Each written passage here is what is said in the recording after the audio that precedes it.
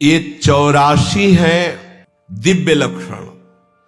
बस सुनना और जो ना हो उनको धारण करने की चेष्टा करना, सुनना जरूर। सबसे पहली वैष्णव की पहचान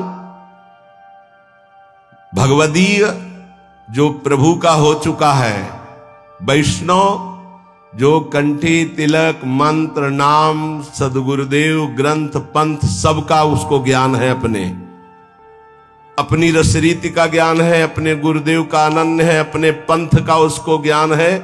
कंठी तिलक द्वादश धारण की हुई जो वैष्णव, बड़ी महिमा है। साक्षात भगवान के दर्शन का संयोग जब बनता है तब ऐसे वैष्णव का दर्शन होता है जो वैष्णव पद्धति से वास्तविक वैष्णव है। उसकी पहचान पहला, सबसे पहले वैष्णव की पहचान जो गीता जी में भगवान कहते संतुष्टा येन केनवा, हर परिस्थिति में प्रसन्न रहना, कभी भी उदास ना रहना।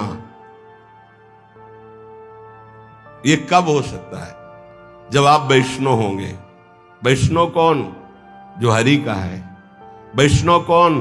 जो दूसरों को सुख पहुंचाना चाहता है। वैष्णव कौन? जो सब में भगवत भाव करता है। वैष्णव कौन? जो कभी किसी में दोष दर्शन नहीं करता, वो सदैव प्रसन्न रहेगा।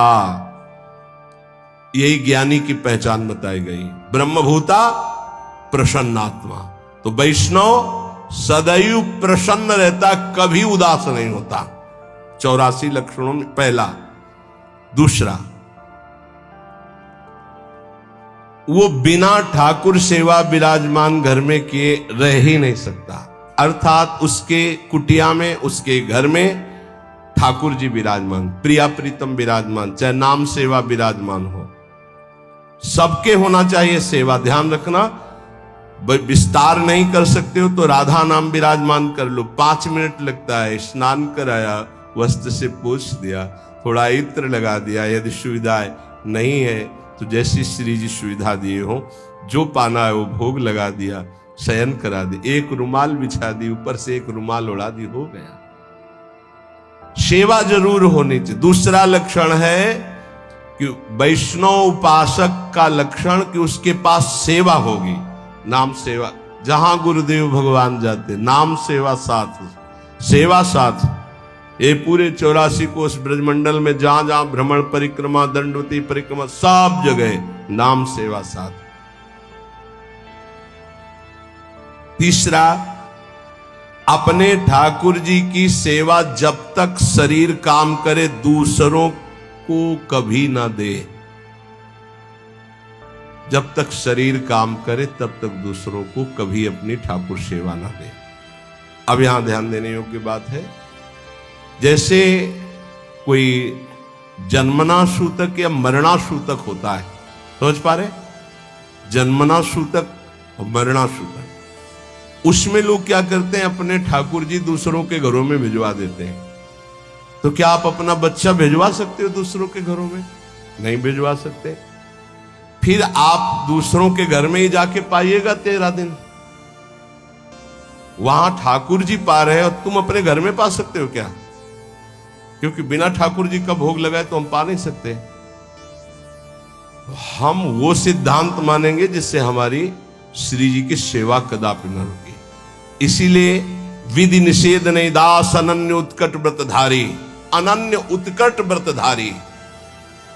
साधन विविध सकाम मति सब स्वार्थ, सकल सबे जो अनीति, ज्ञान ध्यान व्रत कर्म जिते सब, काहू में नहीं मोय प्रतीति, रसिक अनन्य निशान बजायो, एक श्याम श्यामा पद प्रीति, श्री हरिवंश चरण निज सेवक, बिचले नहीं छाड़ी रस रीति।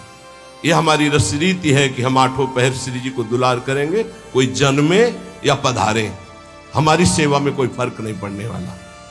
हम दूसरों के यहां हुए 13 उत्सव में अब भोग नहीं लगाएंगे, लेकिन हम अपने घर में अगर कोई जन्मता है, पधारता है, उस पर कोई फर्क नहीं पड़ेगा। हमारी श्री जी की सेवा वो यथावत चलेगी, जन्मना सूतक में भी मरणा सूतक में। वो हमारे प्राण प्यारे हैं। हम बिना जल पिलाए जल नहीं पी सकते, बिना भोग लगाए भोग नहीं पा सकते, बिना से उनको शयन कराए हम शयन नहीं कर सकते।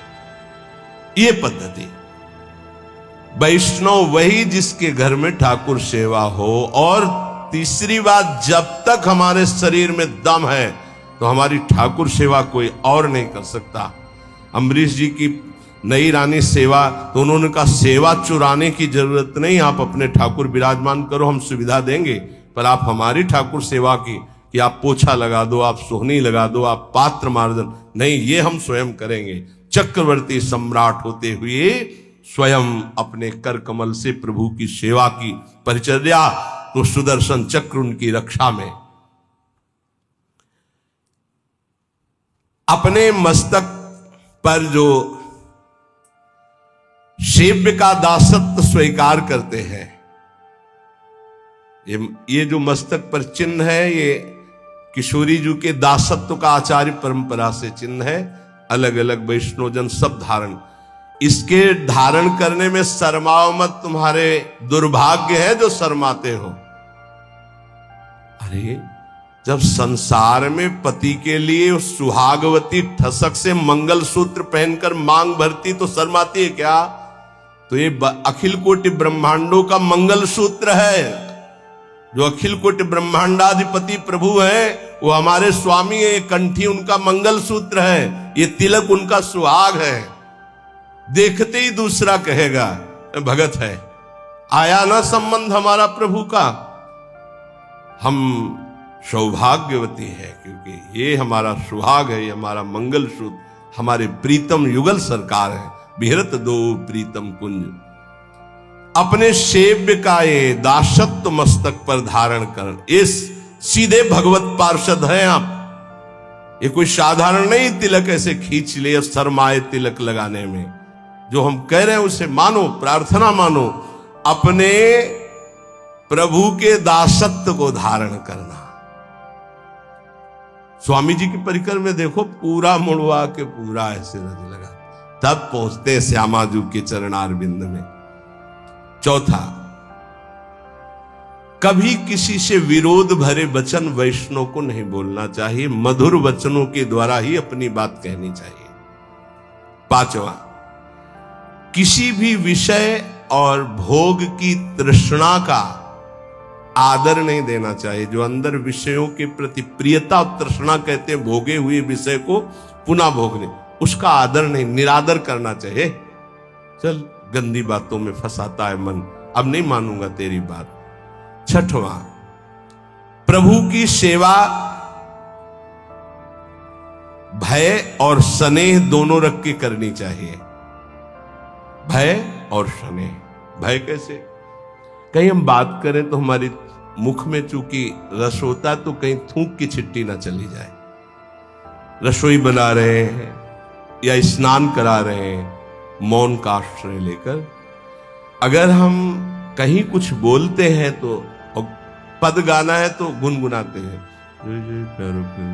इसमें छिट्टी नहीं पड़ने की संभावना। भय सहित प्रसादी स्पर्श तो पहले हाथ धोइए श्री जी की सेवा में, फिर अमनिया वस्तु छूजिए। तो भय सहित और स्नेह सहित सेवा दो प्रकार से होती है। भय होना चाहिए कि कहीं उनके विरुद्ध हमारा कोई व्यवहार ना हो, और स्नेह प्रेम से। भय इसलिए कि त्रुटि ना हो। अब हंसी मजाक हो रही, बात हो रही, आप रसोई बना रहे हो तो गड़बड़ हो जाए। इधर उधर खड़े हो, वहां रसोई अमनिया नहीं, वहीं खड़ो, मंत्र जप करो। कोई भी जीव जंतु ऊपर छत में टहल रहे हैं, छिपकली है या कुछ, सावधानी। अमनिया करते समय बहुत सावधानी रखने की जरूरत है, क्योंकि श्री जी को भोग लगेगा, सैकड़ों जन प्रसाद पाएंगे। एक त्रुटि सैकड़ों को हानि पहुंचा सकती है।